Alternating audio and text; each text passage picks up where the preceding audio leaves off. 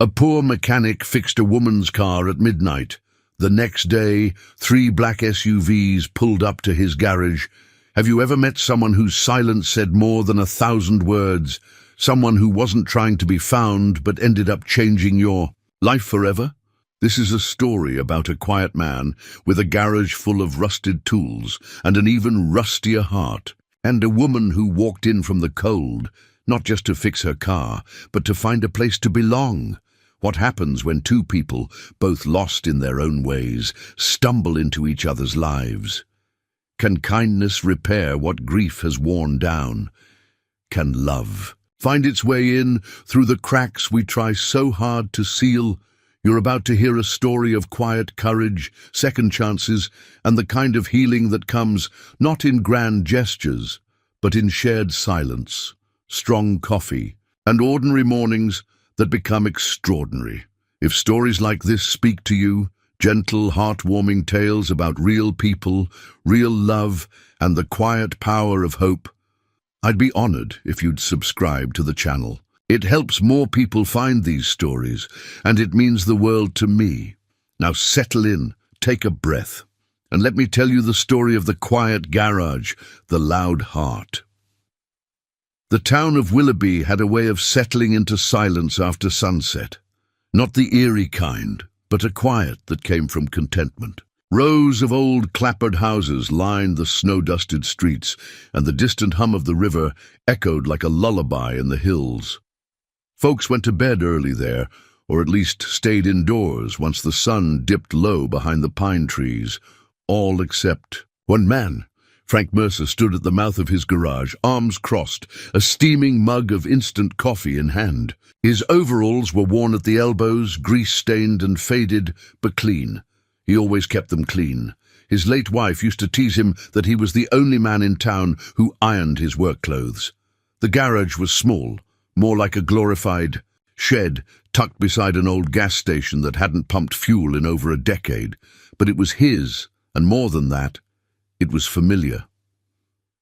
That night, the snow had started falling just after 6.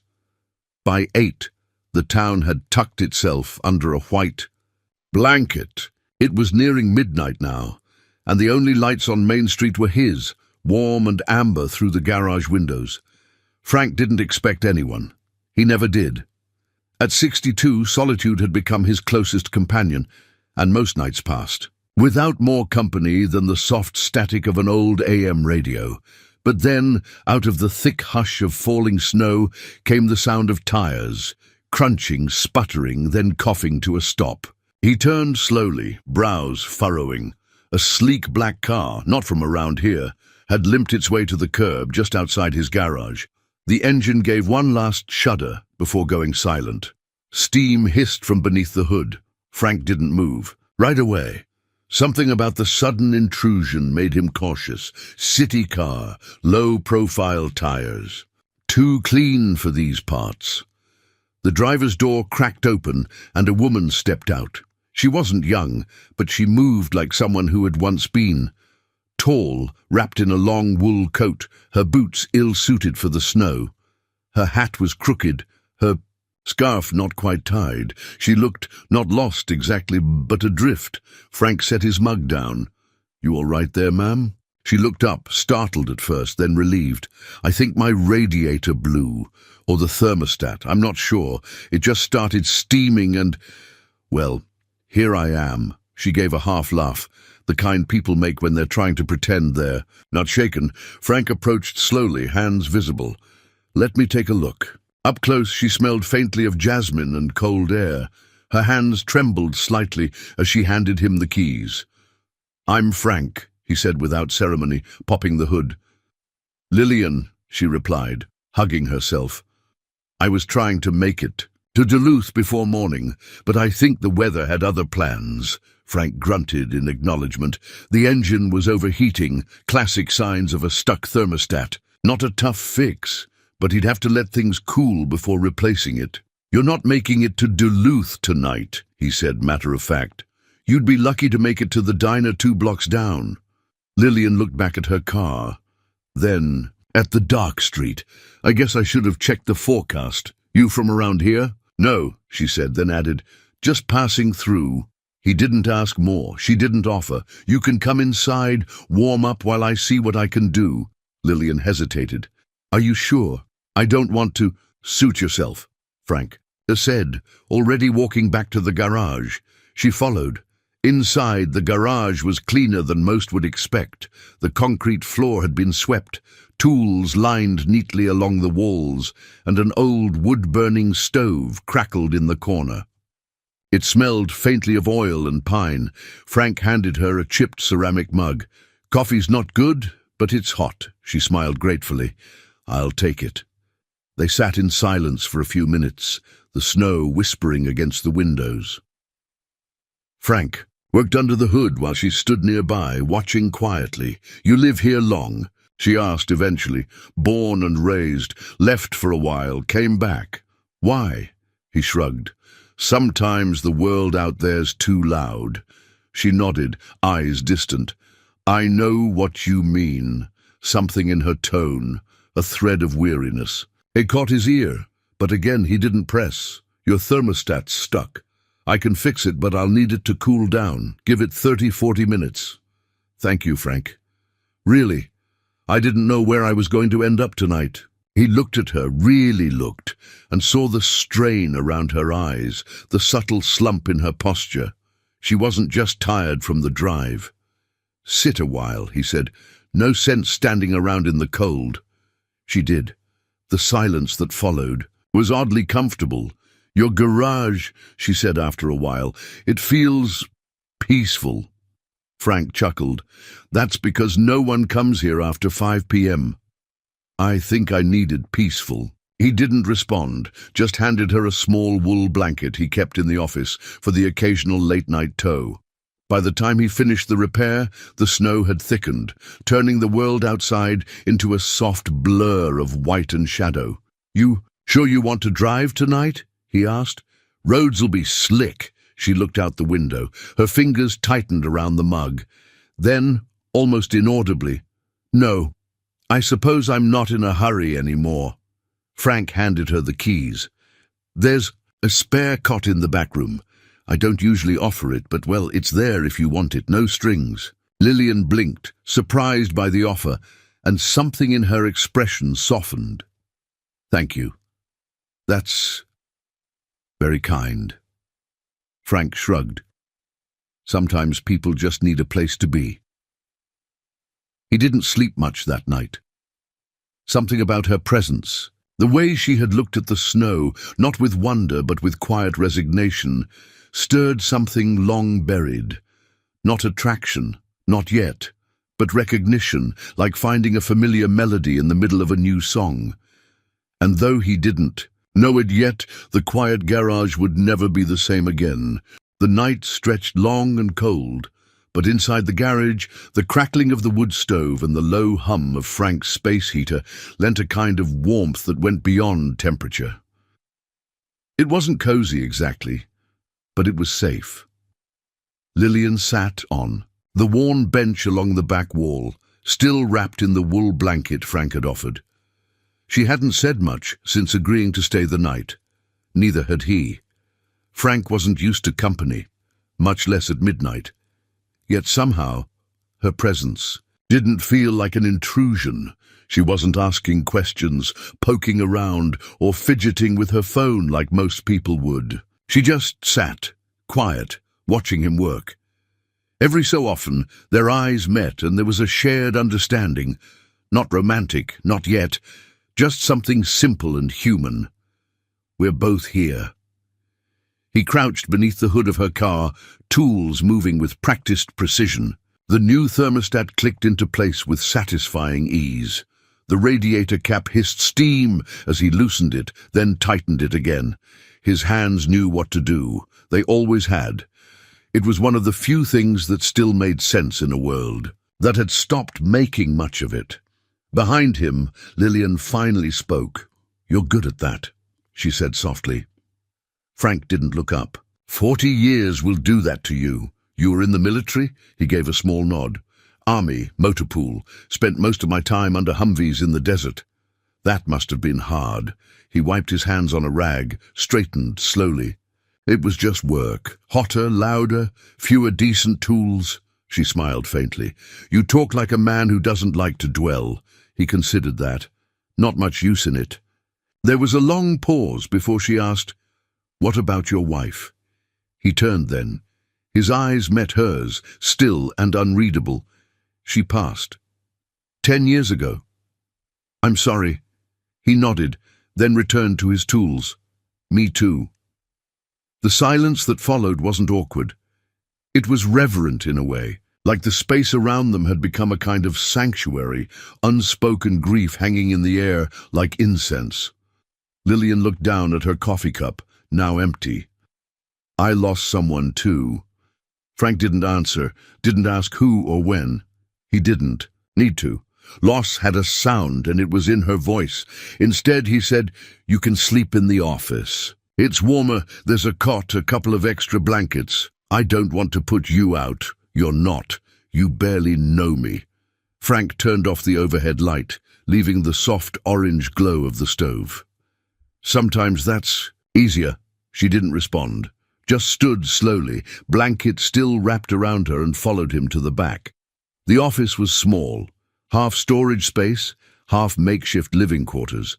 A dusty bookshelf lined one wall, a small cot pressed against the other.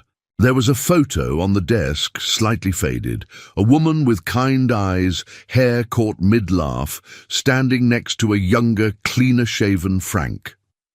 Lillian glanced at it, then away. He handed her a second blanket and paused. "There's a bolt on the inside of the door," he said, "just in case you'd rather be sure." Lillian looked up at him. "Thank you for everything." Frank hesitated, then gave her a small nod and stepped back into the garage, closing the door gently behind him. He lay on his own cot, just outside in the workroom, staring at the rafters. The wind outside had picked up, snow whispering against the tin roof. He could hear the faint creak of the office floor as Lillian settled in. He thought of how quiet she'd been, not nervous quiet, but intentional. She was carrying something. That much was obvious, but it wasn't his business to dig. He'd learned long ago that some wounds bled more when exposed. Still, there was something about her. Not just the way she spoke, measured like someone choosing each word carefully, but the way she looked at the world, as if she'd seen something she hadn't yet decided to believe in again. He closed his eyes, but sleep didn't come. Lillian didn't sleep much either. She lay on the cot, watching the shadows dance across the ceiling. The stove's warmth didn't quite reach the corners of the room, and the quiet left too much space for her thoughts. She had left Minneapolis that morning without telling anyone. Not her son, not her sister. Just packed a bag, grabbed the keys to the old Lexus and drove. At the time, it had felt bold. Now, in the middle of nowhere, surrounded by snow, in a stranger's garage, it felt like something else. But Frank hadn't asked questions, hadn't pried or judged, just helped, just existed, calm and grounded and human. She looked again at the photograph on the desk. The woman looked warm, not just pretty but kind. No wonder Frank still kept it close. Lillian wondered if anyone still kept a photo of her. She pulled the blanket tighter, blinking against the warmth in her eyes. She hadn't cried in months, not when the therapist told her she was clinically exhausted. Not when her son gently suggested a trip to a wellness retreat. Not even when she walked out of her front door, unsure if she'd return. But now, in this quiet place, the stillness cracked something open. She cried softly, silently, not out of sadness, but out of relief. By the time morning painted the garage in soft grey light, Frank was already up. He didn't wake her, just put on the coffee and stood at the door, watching the snowfall ease into gentle flakes. Something about the day felt different, not dramatic, just softer. When Lillian finally emerged, her hair slightly tousled, blanket folded neatly. In her arms, she gave him a look he couldn't quite read. "Coffee?" he asked. She nodded. They sat in silence again, sipping from mismatched mugs. "Did you sleep?" he asked eventually. "A little," she said. "Enough." Frank nodded. "The car's ready. You can leave whenever you're ready." Lillian looked. Out the window. The roads were clearer now. She could go, she should go, but she didn't move. Instead, she asked, "Do you always keep the garage open this late?" "Not usually." "Why last night?" he thought for a moment, then shrugged. "Felt like someone might need it." Lillian smiled. Small, but real. And for the first time in a long while, Frank smiled back. The sun crept over the ridges like it was in no hurry, spilling light onto the sleepy streets of Willoughby. A soft wind swept through the town, nudging the overnight snow into little swirls that danced lazily down the sidewalks. The old clock on the town hall struck 8, and somewhere a dog barked once before going quiet again. Frank sipped his coffee by the garage window, eyes tracking the slow rhythm of a small town waking up. He hadn't said much since Lillian joined him, and she didn't seem to mind. She sat across from him, both hands wrapped around a warm mug, watching the same world pass by in silence. It was a companionable kind of quiet, the kind that asks for nothing but presence. "I should probably get back on the road," she said. Eventually, her voice reluctant, like it was betraying her body. Frank glanced at her. "Roads are better now." Lillian gave a soft laugh. "You don't say much, do you?" "I say what's needed," he replied, not unkindly. She stood, stretching, slowly, and reached for her coat. "Thank you again, Frank, for everything." He just nodded. As she stepped toward the door, he added, "Take care, Lillian." Something in the way he said her name made her pause, but she didn't turn around, just smiled, half to herself, and walked into the cold morning air. He thought, and that would be the end of it. People passed through Willoughby all the time. Well, not a lot of people and not often, but often enough that Frank had learned how to let them go. Lillian was kind, gentle in her demeanor, but she was clearly someone used to moving on. He figured she'd disappear into the miles like most did, and for an hour or so, life returned to its routine. He opened the garage bay, cleaned off the tool bench, and started a diagnostic on a local teacher's sputtering Ford. The radio mumbled along with a country station too faint to really catch, and the heater kicked on and off with a clunky. Kept meaning to fix. Then, at 9:17 a.m., 3 black SUVs rolled down Main Street. Frank didn't notice them right away. He was under the Ford's hood when the low rumble of the engines brought a rare stillness to the block. He stood slowly, wiping his hands on a rag, watching as the vehicles pulled to a stop right outside his garage. They were spotless, shiny like showroom models, with dark-tinted windows and plates he didn't recognize. Not local that much was obvious. The lead SUV's engine turned off first, followed by the others in perfect sync, like some kind of mechanical choreography. Frank's stomach tightened. Something about the precision, the silence, the sheer presence of them. It didn't sit right. The front driver's door opened. A man stepped out. Late 30s, maybe 40, tall, clean-cut, dressed in dark jeans and a weatherproof jacket with no logo. He moved with purpose, the kind of purpose Frank remembered from his military days. Controlled, confident. Frank folded his arms across his chest. "Can I help you?" he asked, not moving from the garage threshold. The man offered a polite smile, but didn't extend a hand. "We're looking for a woman. Name's Lillian Hart." Frank's jaw tensed. He didn't answer. "She was here. Last night?" The man continued. "Car trouble? We tracked the vehicle here." Frank narrowed his eyes.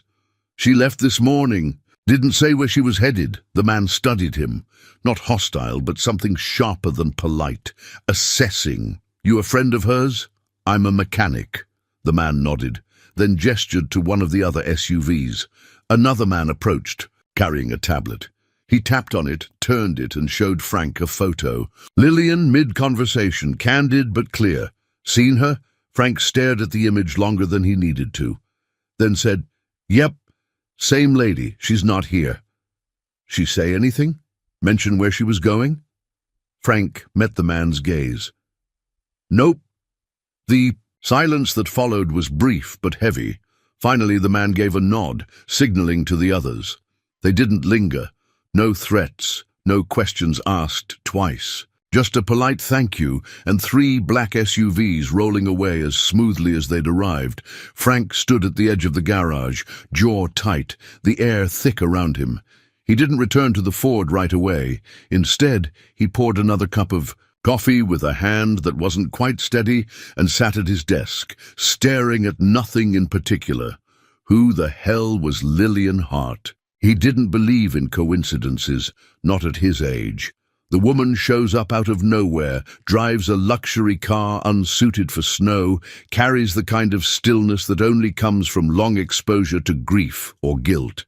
And less than 10 hours later, men in black SUVs come asking polite but pointed questions. Something didn't sit right, but the strangest part wasn't the men or their vague civility. It was how Frank felt about it. Concerned, not curious, concerned. He barely knew her.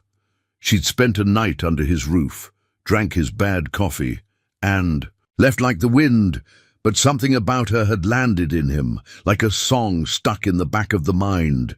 He remembered her eyes, tired, but not defeated. He remembered how she looked at the world, like someone trying to remember what it felt like to belong in it. And he remembered the way she folded the blanket that morning, as though she wanted to leave the space better than she found it. Not the behavior of someone dangerous, but maybe of someone hiding. The bell above the garage door jingled. Frank looked up, startled out of his thoughts. For a wild second he thought it might be her, but it was Carol from the bakery, holding a box of warm pastries. "Saw those government types out there?" she said, handing him the box. "They yours?" Frank snorted. "Don't think they belong to anyone." "Well, they sure don't belong here." Gave everyone the creeps. He took the box. "Thanks, Carol. You okay?" Frank hesitated, then nodded. "Just thinking, Carol." Studied him for a beat longer than necessary. "Don't go poking into things that don't concern you, Frank." He didn't answer. That night, he stayed up later than usual.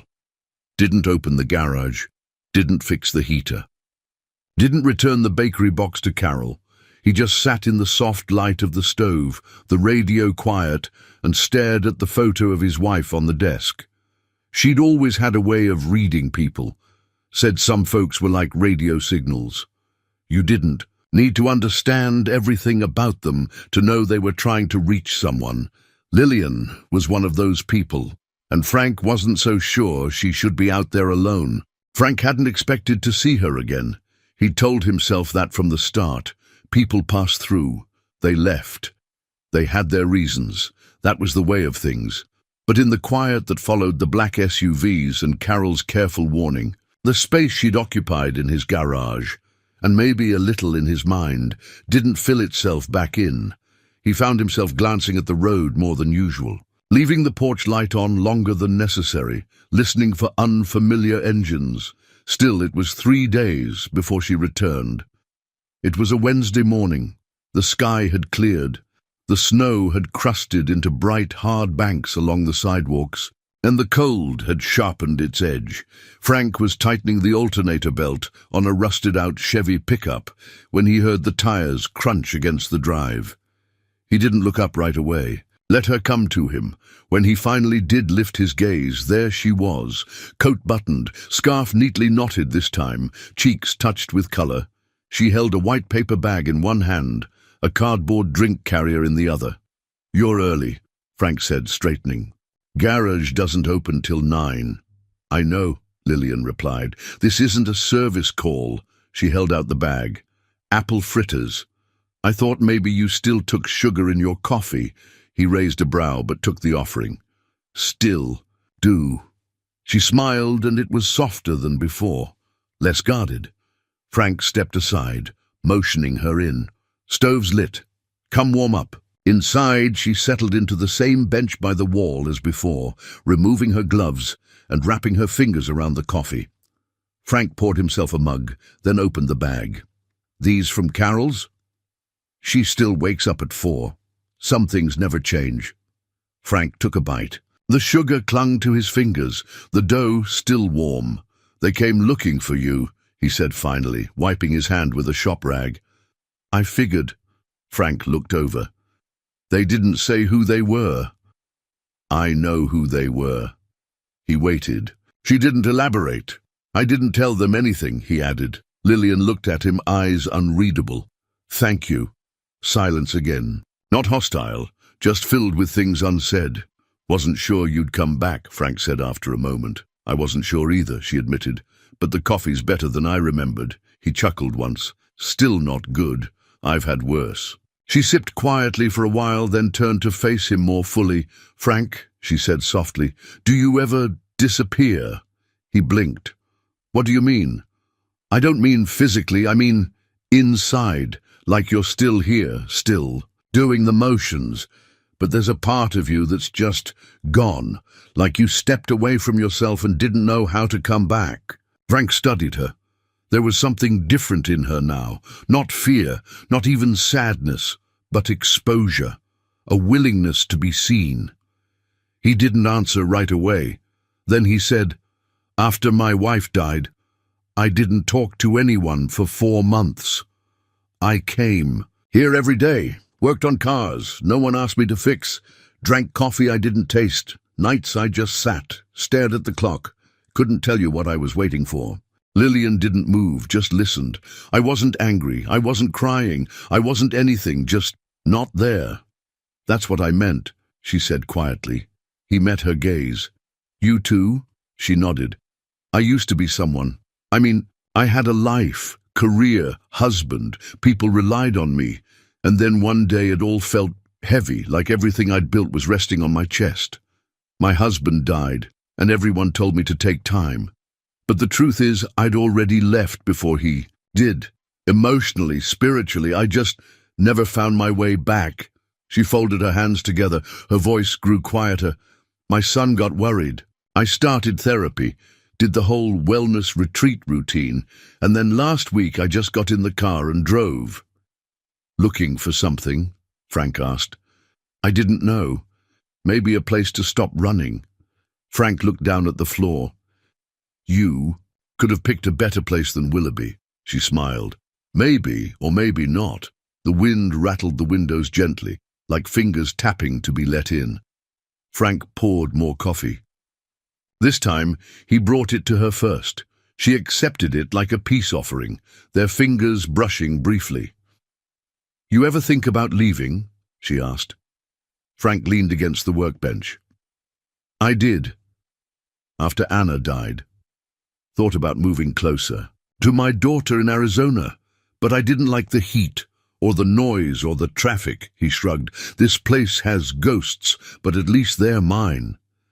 Lillian studied him a long time. You ever talk about her? Frank shook his head. Not really. She didn't press. Later, when the sky began to shift from pale blue to silver grey, she stood and pulled on her gloves again. I should go, she said. Frank nodded, brushing off his hands. But I think I'll be back tomorrow, she added. He didn't smile, but his voice softened. Garage opens at 9. I'll bring better coffee. Hard to imagine worse. She paused at the door. Thank you, Frank, for letting me talk. I don't do that often. Neither do I. Her hand lingered on the doorknob. That photo on your desk. She was beautiful. She was kind, he said quietly. That's what I miss the most. Lillian nodded once, gently, and then she was gone, the bell over the door chiming softly in her wake. That evening, Frank didn't turn on the radio, didn't pour his usual after-dinner bourbon.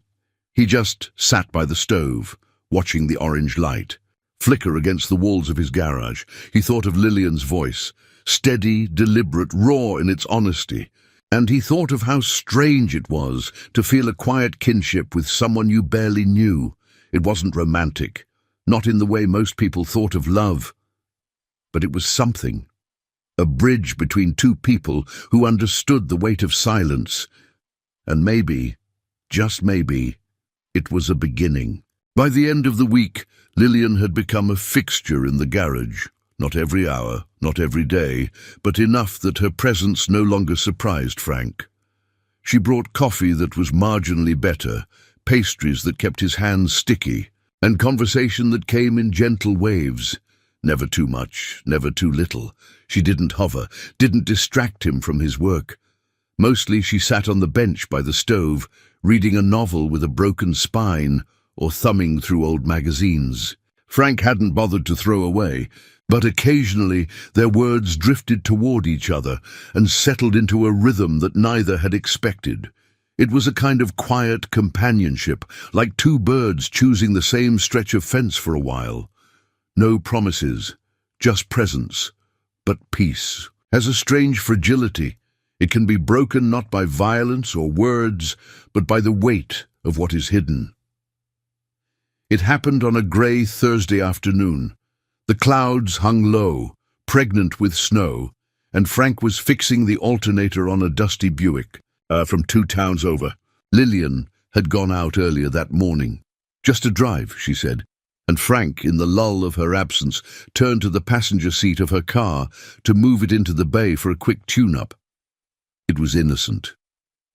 Or so he thought, as he slid into the leather seat and reached for the keys tucked under the visor. A slim, worn notebook fell from the center console and landed on the floor with a soft thud. Frank bent to pick it up, intending only to place it back where it belonged. But when he touched it, the cover shifted open just slightly, and something caught his eye, a name. His name, his full name, Franklin J. Mercer. He froze. Below it, in smaller handwriting, cleaner, more deliberate, was a single line. There. Is something still alive in him? Frank's fingers curled around the edges of the book, the hum of the heater, the ticking of the garage clock, the wind outside. It all faded under the rush of unease that pulsed in his ears. She'd written about him, and not just in passing. She'd been thinking about him, noting things. He closed the notebook carefully, almost reverently, and placed it back exactly where it had fallen, but the damage had been done. He stood beside the car, hands still, breath slow, eyes fixed on the dashboard like it might offer an answer. Lillian returned an hour later, cheeks pink from the cold, carrying 2 steaming cups of coffee and a small bag from the bookstore. "Hope you didn't finish off the whole box of donuts without me," she teased lightly as she stepped through the door. Frank didn't smile. She noticed immediately. "You all right?" He didn't look up from the engine. "Fine." Her brow furrowed, but she set the cups down and unwrapped her scarf slowly. "You sure? You seem—" Frank closed the hood with more force than necessary. "You wrote about me," he said flatly, still not facing her. The words hung between them like cold air. Lillian's breath caught. "You went through my things?" "No." It fell out. "Your notebook." Her face drained of color. She stepped forward, then paused. "Frank, I didn't mean you wrote my name, said something was still alive in me." He turned, his voice quiet but firm. "What does that mean?" Lillian blinked, suddenly looking smaller. "It was just a note, a thought. I wasn't keeping tabs or anything." "Then why write it down?" "Because—" She faltered, then exhaled. "Because I've spent the last few months surrounded by people who looked at me and saw someone broken, someone they needed to fix. But when I met you, I didn't feel broken anymore. I saw something in you, something steady, something good. And for a moment I felt like I could trust that steadiness." Frank looked away. "You should have told me." "I didn't expect to stay," she said, her voice cracking. "I thought I was just passing through. That notebook, it's how I process things, feelings, people. I wrote about a dozen places, faces. Yours just happened to stay with me." Frank said nothing. His jaw worked against some unspoken tension. I'm sorry, she added, if it felt like a violation. He finally met her eyes. There was no anger in his, only something older, more weathered. A mix of hurt and caution. You want to know why it hit me like that, he asked. Because I've spent the last 10 years trying not to be seen, trying to keep the past where it belongs. You show up, drink my coffee, sit in my quiet, and suddenly I'm in someone's journal, like I'm part of a story I didn't ask to be in. Lillian's shoulders dropped. You're right, I should have asked before writing about you. He exhaled slowly, the tension easing just slightly. I'm not angry, just surprised. She nodded. I understand. They stood in silence, for a long while. Eventually Frank walked to the stove, poured himself a cup of lukewarm coffee, and stared at the wall for a moment before speaking again. You said there was something alive in me. Yes, funny, he said half to himself. I was starting to feel that too. Lillian looked up, hopeful. You were? He nodded, then looked at her. Really looked. But maybe that's the problem, he said gently. We're both trying to come back from something, and maybe we don't know how to do it without holding on too tight. She bit her lip, eyes glistening. Then let's not hold on too tight. Let's just let it be what it is. A quiet place. For now. Frank studied her, then gave a slow nod. A quiet place, he repeated. Lillian smiled, small but genuine. With decent coffee. He chuckled, the tension finally softening. That might be asking too much. That evening, long after she'd gone, Frank sat at his workbench and stared at the old radio dial. He didn't feel betrayed. He felt seen. And strangely, that frightened him more than anything else. But under the fear, beneath the rusted edges of old wounds, there was something else, a warmth. Maybe she was right.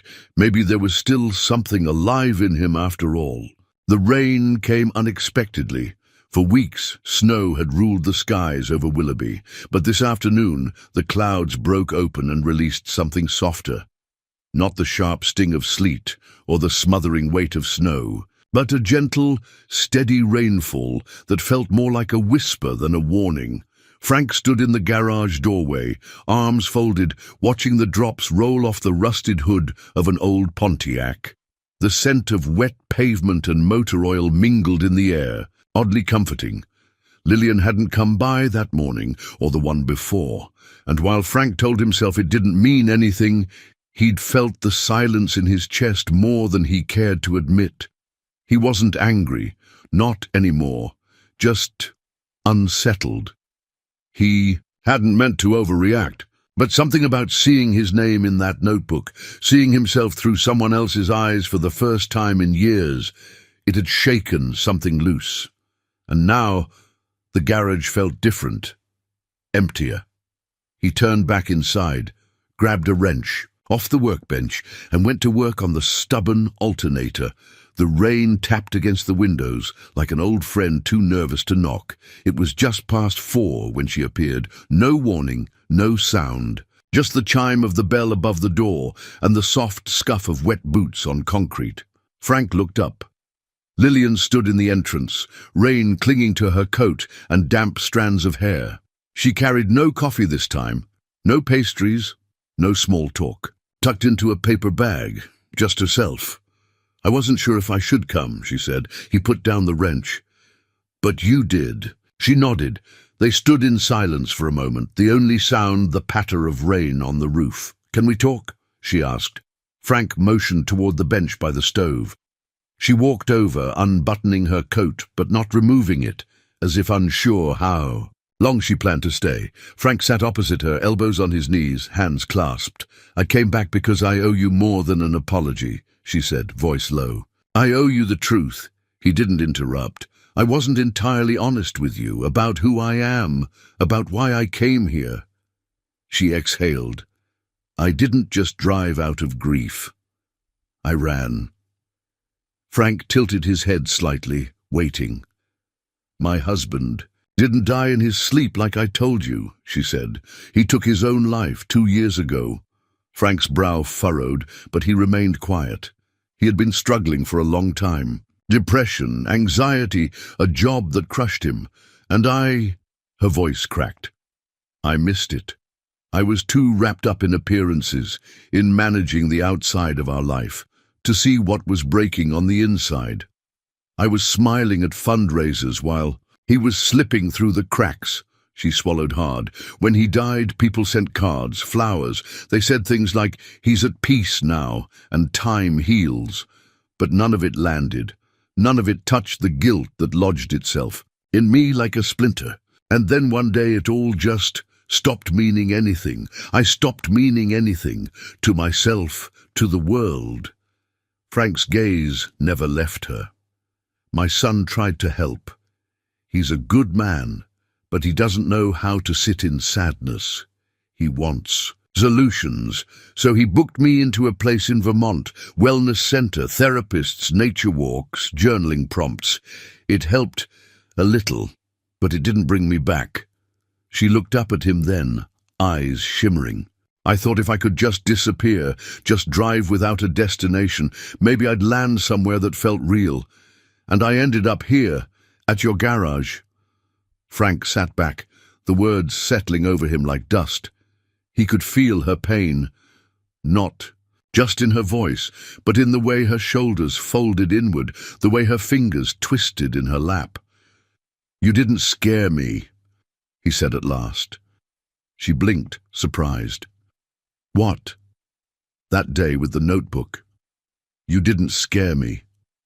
What scared me was how right you were, about me, about something still being alive. Lillian breathed out slowly, her hands still. I haven't let anyone look at me in a long time, she admitted. Not really. And then you, this quiet, stubborn, grease-covered man, saw right through me with barely a word. Frank chuckled, softly. You make that sound like a compliment. It is, she said, smiling faintly. The best kind. They sat like that for a while, the rain softening into a rhythmic lull outside, like applause from a faraway audience. Finally, Frank rose and poured them each a cup of coffee, reheated from the pot, bitter as ever. He handed her one. Lillian took it with a grateful nod. Why didn't you leave? She asked quietly. After my wife passed. She nodded. He stared into his cup. Because I wasn't finished with her. Not really. There were things I wanted to say, things I never said. So I stayed here, in the garage, where she used to bring me lunch, where she used to lean against the doorframe and scold me for working too late. He glanced up. I thought if I left, I'd lose what little of her I had left. Lillian's eyes softened. But maybe staying kept you from finding what else might be waiting. Frank smiled, not broadly, but honestly. Maybe. She reached into her coat pocket and pulled out a small folded paper. Hesitantly, she handed it to him. What's this? A list, she said, of all the things I've been too scared to say out loud. He unfolded it carefully. The handwriting was neat, deliberate. There were only 3 lines. I don't want to disappear anymore. I'm afraid to hope again. I'm starting to feel something and I don't know what to do with it. Frank read it twice, then folded it and placed it in his chest pocket. Without a word. You didn't laugh, she said softly. Nothing funny about being honest, she smiled. You still open at 9 tomorrow? He looked at her, warmth rising behind his tired eyes. Coffee's on at 8. That night Frank didn't lie awake like usual.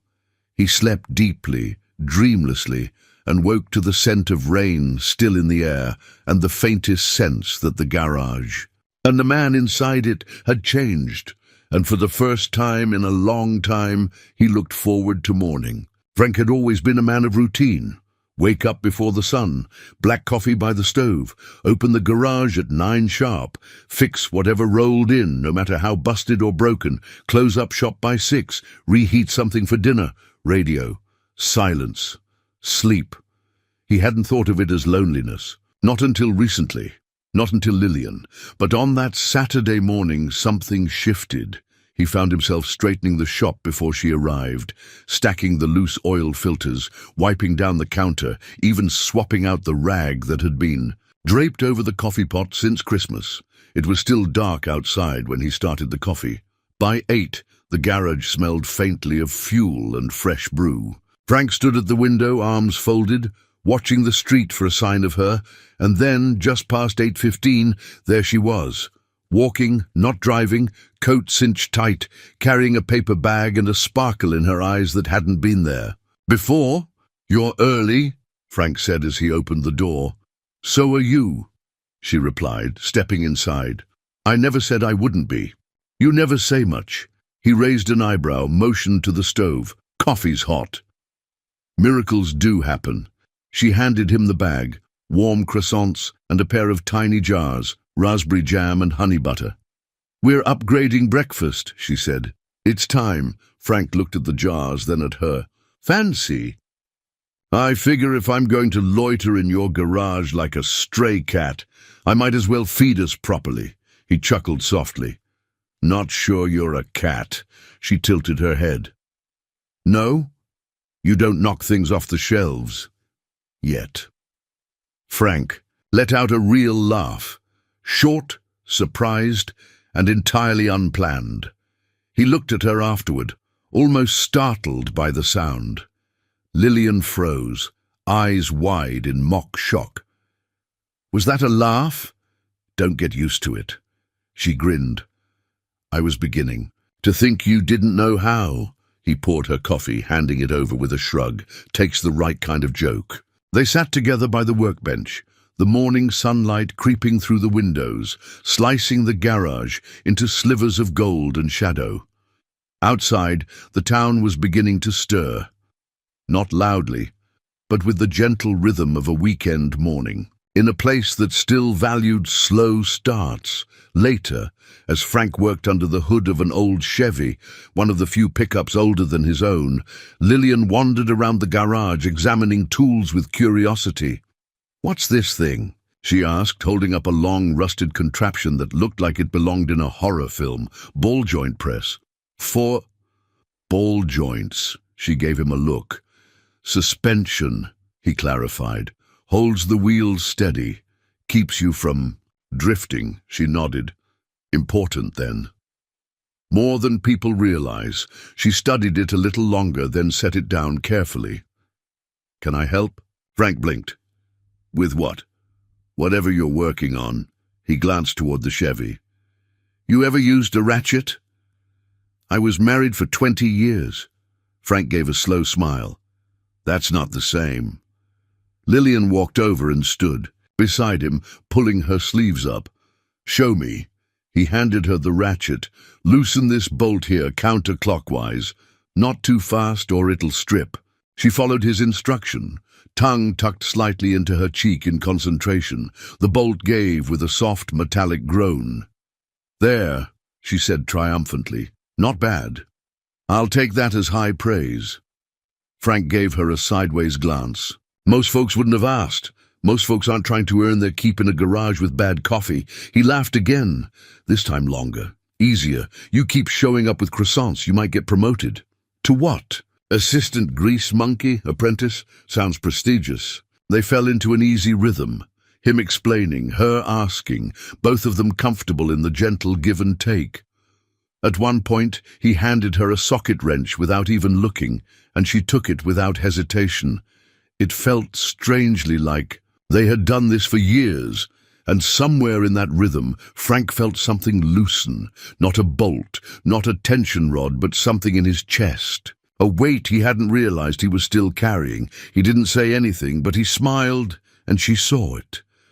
Around noon, Frank stepped away from the truck, wiped his hands, and leaned against the workbench. "You hungry?" "I could eat," Lillian replied, brushing a smudge of grease from her cheek. "I've got chili in the back room, left over but decent." She gave him a mock stern look. "Is this your way of asking me to lunch?" "No," he said deadpan. It's my way of keeping. You from fainting in my garage? Romantic, he shrugged. It's a start. Lillian followed him into the office, where a small microwave and a battered old crockpot held court atop a filing cabinet. Frank ladled the chili into two mismatched bowls and handed her one. They ate in comfortable silence. She glanced at him, over the rim of her bowl. You ever think you'd be here, she asked, eating 3-day-old chili with a stranger in a garage? Something like that. He considered it. No, but it's not a bad place to be. She nodded. It's not. That afternoon, after she left, promising to return the next morning with blueberry muffins and more sarcasm, Frank sat in the garage alone, the warmth of her laughter still echoing in the corners. It had been years since he'd laughed like that. Years since he'd shared a day with someone who wasn't asking for something or trying to fix him. He picked up the ratchet she'd used and ran his thumb along the handle.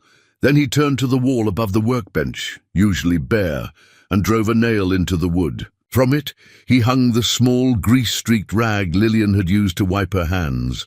It wasn't much, but it meant something. A reminder, maybe, that healing didn't always come like thunder. Sometimes it came like laughter, like shared silence, like someone asking what a ball-joint press was. Sometimes it came slow, but it came. The snow returned the following Tuesday, drifting lazily through the early morning stillness and laying a fresh blanket over the quiet streets of Willoughby. The flakes fell like the town expected them, soft, steady, with no particular urgency. Frank opened the garage at the usual time, his breath a fog in the cold air, as he cranked on the heater and filled the pot with water for coffee. It had become routine again, but now the rhythm was different. There were 2 mugs on the counter. Instead of one, a small jar of honey Lillian had left beside the sugar bowl. A folded crossword puzzle page she hadn't finished. These were her fingerprints, not literal but unmistakable. Quiet markers of her presence, markers that had begun to matter. By 8:15, he expected the soft chime of the bell. But it didn't come. Instead, at 8:27, the same sleek black SUV from weeks ago rolled slowly down the street and parked outside his garage. Frank's stomach tightened. The engine idled for a moment before shutting off. Then the door opened and a tall man stepped out. Dark coat, clean shoes, that same air of calculated calm. Lillian's son. Frank wiped his hands on a rag and met the man at the threshold, standing just under the garage bay door. "Morning," the man said. "I hope this isn't a bad time." Frank gave him a look. "It's a garage. They're all bad times." The man cracked a smile, brief and polite. "Fair enough." He stepped inside, glancing around like a man who didn't often find himself among grease and tools. "I'm David Hart," he said, offering his hand. Frank hesitated, then shook it. "I remember." David looked toward the workbench, the neatly stacked boxes, the humming space heater. "My mother speaks highly of you," he said. Frank didn't respond, but the corner of his mouth twitched, something between a smirk and a sigh. David continued. "She seems lighter, more grounded than I've seen her in a long time." Frank glanced at him. "She's strong, just needed room to breathe." David nodded. "She told me you declined the offer before." Frank raised an eyebrow.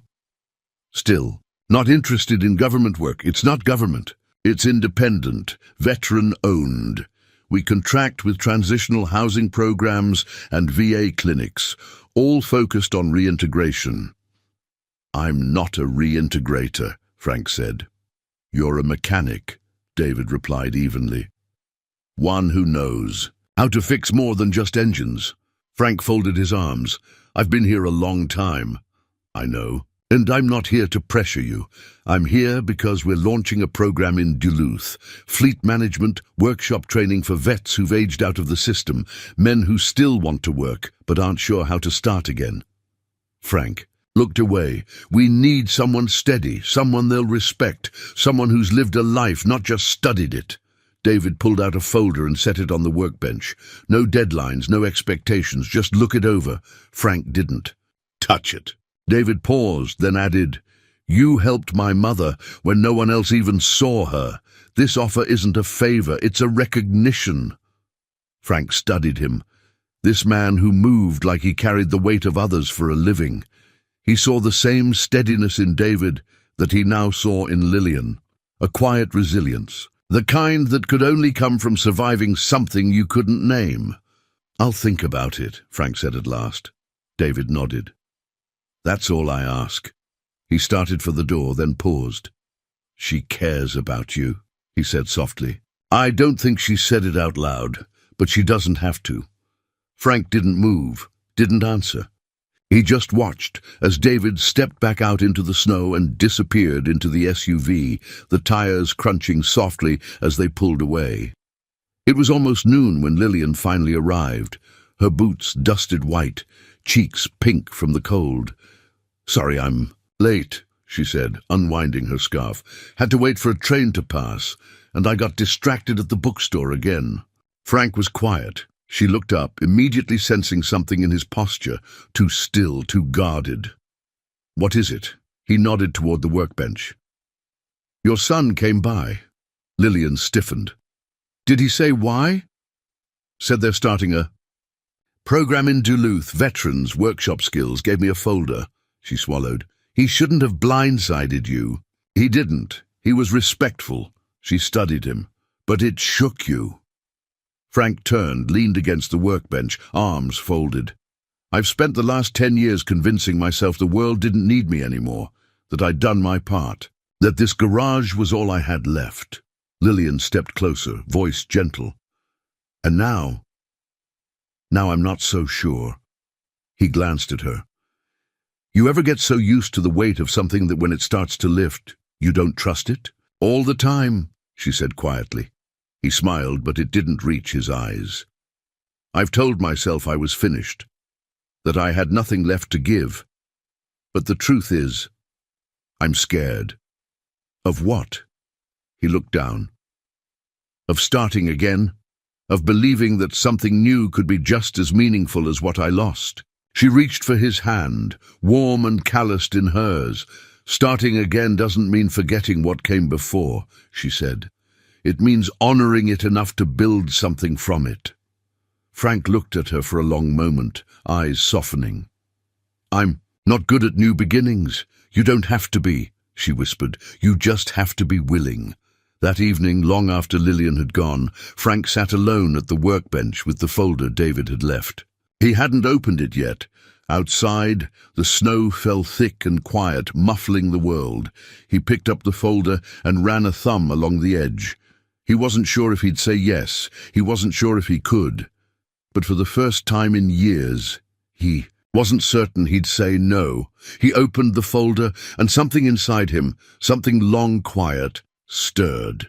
The first time Frank closed the garage before sundown, in over a decade, it wasn't for a storm. It wasn't for a funeral or illness. It was by choice.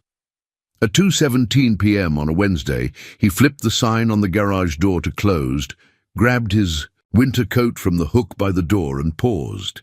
He stared at his reflection in the garage window, not checking his appearance, but something deeper, as if trying to see the man he used to be and the man he might still become. Then he turned and stepped into the snow. The drive to Duluth was long and quiet. 2 hours on winding roads, flanked by tall pines and wide fields blanketed in white. The sun was already slanting low in the sky, casting gold across the snowbanks. Frank drove without the radio on, letting the hum of the truck and the rhythm of his thoughts keep him company. In the passenger seat sat a worn leather folder, the one David had given him, now filled with dog-eared pages, pencil notes in the margins, and a printed schedule clipped to the front. Veteran Workshop Orientation, Duluth Center. It felt surreal, like stepping into someone else's life, or maybe stepping back into his own after being away too long. He arrived just before 5. The building was nondescript, an old converted warehouse tucked into a quiet part of town. A faded American flag flapped in the cold wind. The parking lot was half full, a mix of old pickups and military-grade vans. As Frank stepped inside, warmth hit him in a wave, the smell of coffee, fresh paint, and something else. Hope, maybe. A kind of quiet energy.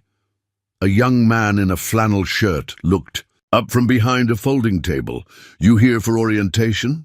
Frank nodded. "Name's Frank Mercer." The man smiled. "Glad to have you, sir. Just sign in and grab a badge. Coffee's in the back, snacks on the left. Folks are filtering in." Frank signed his name with a steady hand, the letters unfamiliar, but firm. In the meeting room, half a dozen veterans had already gathered. Most looked to be in their 50s or older, weathered men with strong shoulders and tired eyes. A few younger faces dotted the group, a mix of uncertainty and restlessness in their posture. Frank found a seat near the back, not out of hesitation, but habit. David Hart stood near the front, arms folded, speaking with a coordinator. When he saw Frank, his expression didn't change much. Just a brief flicker of approval in his eyes, a quiet acknowledgement between men who didn't waste words. The orientation began with simple introductions, who they were, why they were, here, what they hoped to learn. Most had come to keep busy or find a purpose. A few wanted to learn practical skills. One older man said plainly, "My wife told me if I don't find something to do with my hands, she'll find something for me." Laughter rippled across the room. Frank hadn't expected to laugh, but when his turn came, he stood and said simply, "I'm Frank Mercer, mechanic for 40 years, Army motor pool before that. Been running a little garage in Willoughby since. The dinosaurs roamed. I'm not here to start over. I'm just here to help if I can." Another chuckle, this time warmer. A man in the front row nodded. "Sometimes that's all we need." They broke into groups afterward. Hands-on rotations, skill assessments, light bench work. Frank found himself beside a younger vet named Luis, maybe mid-30s, who'd recently finished a stint in transitional housing.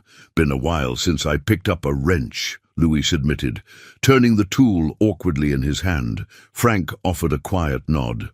"Then we'll take it slow." He walked Luis through the basics, how to brace the bolt, how not to over-tighten, how to let the tool do the work. Frank didn't lecture. He demonstrated, observed, offered corrections without condescension. By the end of the hour, Luis had fixed a starter motor. He beamed. "Didn't think I had that in me." Frank smiled. "You did." The rest of the session passed in a blur. More introductions, more quiet encouragement. By the time the workshop wrapped up, Frank's hands smelled like metal and oil again. And for the first time in years, his shoulders didn't ache from the weight of silence, but from use. David approached him as the others filtered out. "You were good in there," he said. "Really good." Frank shrugged. "They were eager to learn. Because you gave them someone worth learning from." Frank didn't argue, just looked out the window toward the snowy lot. "I don't know if I'm ready to do this every week," he admitted. "You don't have to decide today," David said. "But they'd be lucky to have you." Frank gave a nod, then picked up his coat. As he turned to leave, David added, "My mother said you don't like being called a mentor." "I don't," Frank replied without missing a beat. David smiled. "That's what makes you one." The drive back was quiet. Night had fallen fast, and the roads glowed under the headlights like a path unfolding 1 mile at a time. Frank didn't think of the garage. He didn't think of the to-do list taped to his fridge or the familiar ache in his knees. He thought of Luis. He thought of the look on that young man's face when the starter motor whirred to life. That flicker of pride, of possibility, he thought. Of how it felt to be useful again, not just competent but needed. He hadn't realized how much he'd missed that. By the time he pulled back into Willoughby, it was near midnight. The town was asleep. The garage stood in quiet silhouette, the porch light casting a warm circle on the snow, but the office window was glowing. Frank stepped inside and found Lillian curled on the old bench seat near the stove, half asleep with a book in her lap and A blanket draped over her legs. The scent of chamomile hung in the air. She stirred at the sound of the door. "Hey," she said softly. "I thought I'd wait for you." Frank hung his coat and sat across from her. "You didn't have to." "I wanted to." They sat in silence for a beat. Then Frank said, "It was good." She looked at him. "I didn't think I'd want to go back," he continued. "Didn't think I'd have anything left to give." "And now?" He smiled faintly. "Now I think maybe I was just waiting for the right place to give it." She reached for his hand. "I'm proud of you." He held her hand gently, weathered palm against hers. "I think I might be proud of me too." Frank woke before the sun, as always, but now, instead of cold silence greeting him in the dark, there was the faint aroma of something warm, something cinnamon sweet, drifting in from the kitchen corner of the garage office. The sound of soft humming trailed just beneath it, like wind rustling through familiar trees. He stretched, joints creaking, and sat up slowly on the cot. Lillian stood at the hot plate, wearing one of his old flannels, sleeves rolled clumsily over her wrists, and stirring something in a pan. Her hair was pulled back, her eyes still soft with sleep, but her presence filled the space with a quiet kind of warmth. "You're up early," he murmured, voice gravelly with sleep. She looked over her shoulder and smiled. "Couldn't sleep. Thought I'd surprise you." "I don't do surprises before coffee." She lifted a mug from the table and handed it to him. "Then you're in luck." Frank took it, sipped, and raised an eyebrow. "You finally figured out how to make it drinkable." "I added cinnamon and mercy," she said. "You're welcome." He chuckled and sat down on the bench seat. Outside, the snow had stopped some time during the night, and pale morning light was just beginning to creep through the garage windows. The whole town lay still under a layer of white, undisturbed and expectant. "What's in the pan?" he asked. "French toast, kind of." "I improvised," Frank smirked. "Dangerous words." Lillian plated the toast and brought it over. They ate side by side, knees nearly touching, hands warming around their mugs. The only sounds were the occasional scrape of a fork, the whisper of wind outside, and the subtle, steady rhythm of two people learning to exist together without the need to fill every silence. Later that morning, after breakfast and a half-hearted attempt at cleaning the hot plate, Frank opened the garage bay as he always did. But this time, Lillian didn't leave right away. Instead, she pulled up a stool near the workbench and picked up a paperback she'd started 3 days earlier, a dog-eared mystery with a missing cat and an implausible detective. Frank eyed her. "You planning to just sit there and supervise?" She looked over the rim of her book. "Someone has to make sure you don't sabotage your own alternators." He smirked. "You gonna start charging rent?" "Only if the coffee goes bad." Again, they shared a look. One of those quiet, shared jokes that required no explanation. Frank turned back to the car on the lift, and for the next hour they worked in tandem. He with his tools, she with her pages, each occasionally breaking the rhythm with a dry comment or a passing smile. It was unremarkable, simple, but in that simplicity, something profound began to take root. Around mid-morning, Joe Palmer, an old customer and former trucker with more opinions than teeth, rolled in with a whining belt on his Dodge Ram. Frank stepped out to greet him, wiping his hands on a cloth. Lillian stayed back, but Frank could feel her presence just behind him, like a steady shadow. "What you got today, Joe?" "Same damn squeal I've had since '08, Joe grunted. "Only louder." Frank popped the hood. "You ignore it long enough, it'll start harmonizing." Joe snorted, then looked past Frank to Lillian. "She your new apprentice?" Before Frank could respond, Lillian grinned. "Only if he gives me a raise," Joe chuckled. "She's sharp. Keep her around." Frank shot her a glance. "That's the plan." It slipped out before he even realized it. And when he saw Lillian's eyes catch the words and hold them gently, he didn't pull them back. They worked on Joe's truck together, Frank handling the belt tension, Lillian handing him tools with increasing familiarity. When they were done, Joe handed Frank a crumpled 10 and a container of homemade pickles. "For the lady," he said with a wink. "She hates pickles," Frank replied. "No, I don't," Lillian interjected. Frank raised an eyebrow. "Since when?" "Since just now." They laughed, all three of them, and Joe pulled away waving, his truck still growling faintly as it disappeared into the slush. As the day wore on, the light grew golden through the windows, casting soft shadows across the garage floor. Frank cleaned his hands at the sink while Lillian refilled the coffee pot. "You really thinking of doing the Duluth thing?" she asked. Frank nodded slowly. "Every week or so, just to get started." She leaned against the counter. "It suits you?" He looked at her. "Teaching." "No," she said softly. "Living again." Frank dried his hands, then stepped closer. "You helped me find that again, you know." She didn't answer, just reached out and touched his hand. They stood there for a while, not in silence but in something better, in the stillness that comes when two people have nothing left to hide and nothing left to prove. That evening, they closed the garage together, Lillian flipping the sign while Frank locked the tool cabinets. He turned off the overhead lights, leaving only the soft glow of the stove in the office, where they settled with 2 bowls of soup and a shared blanket across their legs. Outside, the sky faded into velvet blue. Inside, everything felt just right. Lillian rested her head on Frank's shoulder. "This," she whispered, "feels like home."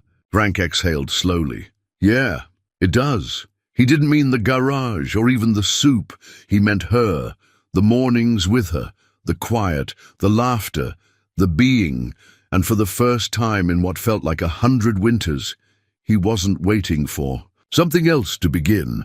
He wasn't measuring the past against what could have been. He was present, fully, and in that presence he found peace. Not the kind born from stillness, but the kind born from sharing the stillness. The first real day of spring arrived without fanfare. No bright blossoms or warm breezes, just the absence of cold. The snow had receded, and the streets of Willoughby emerged again from their long winter hush. Puddles dotted the sidewalks. Birds returned in fits and flutters, and the scent of thawed earth whispered promise. Frank stood in front of the garage, sleeves rolled to his forearms, a rare warmth touching his skin. The morning sun struck the windows just right, turning the ordinary glass into something golden. Inside, the familiar whirring of the heater was quiet now, finally given a rest. The stove had been cleaned, the old cot folded and put away, and the space had taken on a new rhythm, not just his anymore. He turned as the bell above the door jingled. Lillian stepped in, hair loose around her shoulders, carrying 2 coffees and a small brown envelope. "You're late," Frank said. "I'm precisely on time." "For what?" She held out the envelope. Frank opened it and pulled out a photograph, printed, slightly grainy. It showed him and Louise standing side by side in the Duluth workshop. Louise was grinning, holding up a rebuilt starter motor like it was a trophy. Frank looked, well, as frank as ever, but there was a light in his eyes that hadn't been there in years. "They mailed that to me," Lillian said. "Louise wrote on the back. Want to read it?" Frank flipped it over. "Mr. Mercer, thanks for making me feel like I still matter. You didn't just teach me tools. You helped me pick up the pieces." Frank stared at the words for a long time. Then he folded the photo gently and slid it into the front pocket of his overalls. "Good kid," he muttered. Lillian smiled. "You matter too, you know." "I'm starting to believe that." They worked together that day, Lillian handling the phone and the new invoice software, which Frank still insisted wasn't, fixing what wasn't broken, while Frank replaced a timing belt on a farmer's old F-150. They took lunch by the open garage bay, legs stretched out, sandwiches balanced on their knees. "You ever think about retiring?" she asked, out of the blue. Frank chewed thoughtfully. Once or twice. Then I get an engine in here that hasn't been touched since Reagan, and I remember why I like the work. She laughed. You'd miss it. I'd miss you more. It slipped out, natural, unguarded. He didn't flinch. Lillian blinked. That might be the nicest thing anyone said to me since the Clinton administration. Frank gave her a look. You always have to ruin the moment. Only the overly sentimental ones. But she was smiling, deeply, truly, and she reached for his hand. That evening, as the sun dipped behind the hills and painted the world, in soft orange and violet, Frank stood by the garage window with a worn paintbrush in hand. The new sign had arrived earlier that week, carved wood, handcrafted by a local artisan Lillian had found at the Sunday market. He mounted it carefully, step by slow step, measuring twice, driving the screws with quiet precision.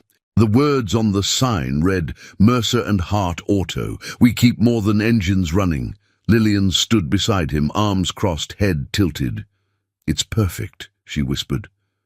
Frank took a step back, hands on his hips. Took me a while to agree. To it. You don't like your name being out front? I didn't want it to be just mine. She turned to him. It never was. The next morning, a boy knocked at the garage door, just as Frank was wiping down the workbench. Barely 15, all elbows and oversized sweatshirt, a little dirt smudged on his chin. You, Frank? I am. I heard you might take on apprentices. Frank raised a brow. Who told you that? Luis. From Duluth. He said you taught him how to find his way back. Frank looked at the boy for a long moment, saw the fear under the bravado, the longing to be seen, a reflection of so many faces he'd once known, and of a younger version of himself, standing on the edge of something unknown.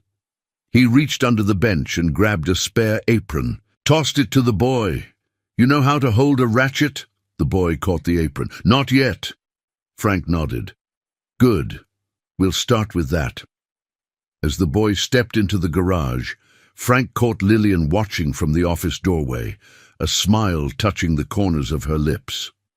New hire, she asked. Probationary. Think he'll make it? Frank glanced at the boy, fumbling with the apron ties. Maybe, if he learns not to tighten everything just because he can. Lillian laughed. You're talking about bolts, right? Frank gave her a look. Not just bolts. That night Frank sat in his chair by the stove, legs stretched, coffee cooling beside him. Lillian was reading, toes tucked beneath her, her presence a quiet constant. The garage was still. The wind outside had softened to a breeze. Somewhere in town someone was playing a radio, just loud enough to catch the whisper of a slow country ballad. Frank let out a long breath, not of exhaustion but of contentment, the kind that comes when everything, for once, feels in place. You know, he said, I used to think life had seasons. It does. No, I mean, I thought the seasons came in order. Spring, summer, fall, winter, youth, middle, old age, but I think I got that wrong. Lillian looked up from her book. Maybe spring doesn't come after winter. Maybe it comes when you're ready, even if it's late. She smiled, closed her book, and leaned her head on his shoulder. Then I'm glad we made it here, she said. Frank nodded. Me too. And in the stillness of the garage, in the smell of oil and fresh coffee and new beginnings, Frank Mercer, for the first time in a long, long time, let himself believe in everything that still lay ahead. Not because of what he'd lost, but because of what he'd chosen to keep. I'd love to know, where are you listening from? Are you tuning in from a small town like Willoughby? Or maybe from a quiet corner of the city where stories like this bring a little calm to your day? Share it in the comments below. It always warms my heart to see where this little storytelling journey is reaching. And if this story touched you, even just a little, I'd be so grateful if you'd subscribe to the channel. It helps more than you know, and it lets me keep bringing stories like The Quiet Garage, The Loud Heart to life for listeners just like you. Thank you truly for spending this time with me, whether you were here for the whole journey or just a single chapter. Your presence matters. Until next time, take care of yourself and take care of each other.